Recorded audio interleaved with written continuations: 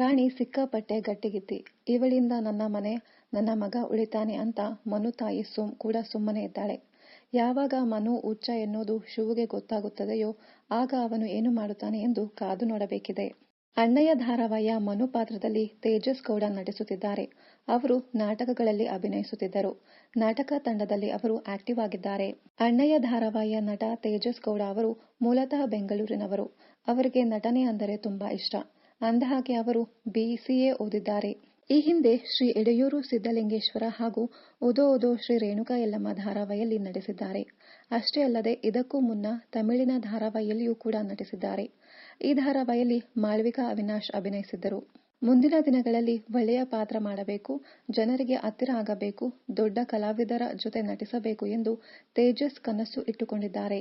ಸದ್ಯ ಅಣ್ಣಯ್ಯ ಧಾರಾವಾಹಿಯಲ್ಲಿ ಶಿವಣ್ಣನ 2ನೇ ತಂಗಿ ರಾಣಿಯನ್ನ ಮದುವೆಯಾಗಿದ್ದಾರೆ. ಮುಂದೆ ಈ ಧಾರಾವಾಹಿ ಯಾವ ದಿಕ್ಕಿನಲ್ಲಿ ಸಾಗುತ್ತದೆ ಕಾದು ನೋಡಬೇಕಿದೆ.